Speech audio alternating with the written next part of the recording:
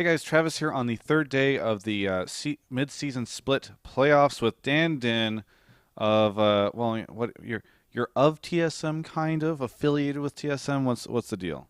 I'm actually their jungle sub right now, Okay, so there we go. uh, Of TSM. yeah, the sub of TSM. Yeah.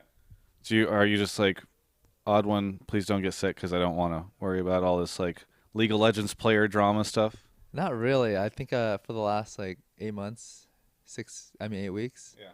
I think me and some fans and some viewers have been like secretly plotting Oh, okay. on ways how you Yeah. can like somehow skip out on a Yeah. game or two. So you can pull out the Heimerdinger jungle. Oh, dude, Heimer jungle, Yes. OP, dude. Yeah, that's what we need to see in the LCS. I'm looking forward to it. But I know you've been doing some analysis lately. In fact, I know one of the jokes was that you made an analysis of Reginald's bad play or something like that. So what have you been up to with the LCS stuff?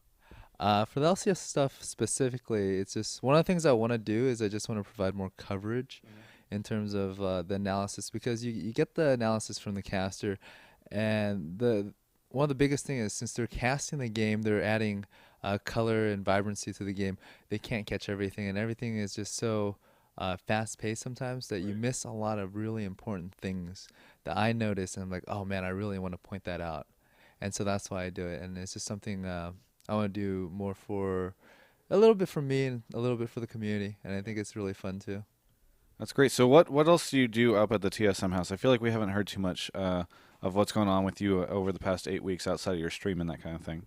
TSM House, I've just been doing my own thing. Like whenever I do the recaps or the highlight videos, it actually, for like a 1 minute or 5 minute video, it takes me like 3 4 hours. Yeah. So just every week when they're LCS, I'm at home, I'm watching the game, and then I'm doing that right after the game's over.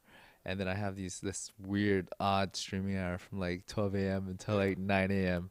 And do a little bit of sleeping from like 10 to 2, 10 to 3, wake up, do some errands, buy some groceries, clean up a little bit, take a nap, have dinner, take a nap, and rinse and repeat, I Yeah. guess. So are you still doing the sort of taking care of these guys? It sounds like you are. You're doing some grocery shopping. You do cooking. I think I see that sometimes on the TSM house streams. I'm trying to do less and less. Yeah. I think one of the things about living on your own is you learn how to be more responsible. Drawback to that is, on average, the house is a lot messier. Mhm. And what I'm praying and hoping is maybe if the house is a little bit messier than they're used to, they may like, oh man, that's really messy. I should clean up a little bit. But that's not the case. So I just get too tired. Are you going to try and convince Reggie to get a maid? Because I know that's what a lot of these other pro teams are doing for the team houses. Because they're like, oh, it's messy in here, and rather than being like, I should clean that up, they're like, yo, let's get a maid. Maid, potentially, we do have a cleaning service every 2 weeks. Okay. And so it starts off pretty clean the first 5 days. Right. And then once the 5 days is over, I start wearing shoes inside the house. Because I feel like if I wear socks, especially if they're white, I'm cleaning the house Yeah. at the expense of my socks. Yeah.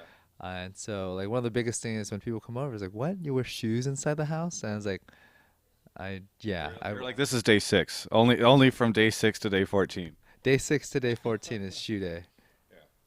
I'm sure the cleaning service just loves coming over to clean that house if that's how bad it gets. I mean, they do love it. It's a job, but I think they kind of, well, it's expectation. People clean, they hire cleaning service because it's messier than the people living Right. wanna be living in, Yeah. but they don't have time or energy to do it. So, So what's it like for you at the house, besides sort of helping, doing a little bit of cooking every now and then, a little bit of cleaning, but do you sort of keep to yourself or do you hang out with all the guys and associated girlfriends that are there on occasion? well, the thing is with the team, people don't realize how much time they invest into practicing Right. to stay in top form. Uh, I don't think people really know the schedule, but it's actually a very tough life. You go into pro gaming, you think it's this honeymoon period of your life. You can put your life on hold. You do what you love, but it's one of those things where there's a novelty to doing it at first, but after a while, it's like, wow, I'm spending a lot of time on this, and I have to be committed. This is my job. Everything is on the line. I have to perform, And when you realize you're at your computer 12 hours a day, you don't have time for a lot of other stuff. And I think it's getting to that point where they're trying to take it super serious. They're trying to take it to the next level and really perform on a world level. So uh, to do that, they have to sacrifice a lot of whatever they want to do socially. And so in terms of interacting with the team, it's becoming less and less as they work harder and harder. All right, just one question I do have to ask. Is it weird living with WildTurtle? Because every now and then I get a chance to interview him, and he's kind of a quirky guy. So, and I know everybody sort of knows and can tell, the rest of the team or whatever, but he's like the new face. So, any interesting stories, or is he just sort of do his own thing? Wild Turtle, I think everybody on the team unanimously, I'm getting tongue tied, unanimously decide or agree that he's freaking weird. But the thing with his level of eccentricity is it's lighthearted, it's fun. He's a funny guy. He's a weird, quirky funny, not like the weird, creepy type. So the he makes everything a little bit more lighthearted, nothing too serious. And actually, it's something that's good that's being brought to the team. It's a quirky, fun, weird. And so I think everybody really enjoys that. With him, he does something weird, and you can just joke about it later. And so it lightens the mood all the time.